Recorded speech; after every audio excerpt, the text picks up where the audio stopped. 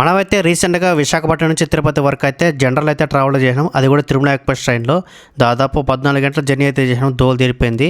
నేనైతే టికెట్ అయితే బుక్ చేసాను, నాకైతే కన్ఫర్మ్ అవ్వలేదు. సో అందుకే మళ్ళీ అయితే జనరల్ అయితే ఎక్కినాను. 14 గంటల జనరల్ అయితే మాత్రం దోలు తీరిపోయింది. తిరుమల ఎక్స్ప్రెస్ టైమింగ్ గురించి చెప్పాలంటే ఈ ట్రైన్ విశాఖపట్నం మధ్యాహ్నం 2 గంటలకైతే బయలుదేరుతుంది. అలాగే నెక్స్ట్ డే మార్నింగ్ 4:10 అంతా తిరుపతికి అయితే రీచ్ అవుతుంది.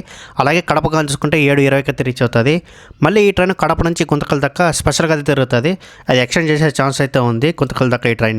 ఈ ట్రైన్ ప్రయాణించే దూరంగా చూసుకుంటే దాదాపు 820 కిలోమీటర్ అయితే ట్రావెల్ చేస్తుంది విశాఖపట్నం నుంచి కడప వెళ్ళేటప్పుడు. ఈ ట్రైన్ జర్నీ విషయం చెప్పాలంటే దాదాపు 17 గంటల 20 నిమిషాలు అయితే పడుతుంది. మనం ట్రావెల్ చేసినప్పుడు వర్షం కూడా అయితే పడింది. కోచ్లో మొత్తం అయితే వాటర్ కూడా అయితే వచ్చేసింది. తిరుమల ఎక్స్ప్రెస్ ట్రైన్ నెంబర్ చూసుకుంటే విశాఖపట్నం నుంచి కడప వెళ్ళేటప్పుడు 18521.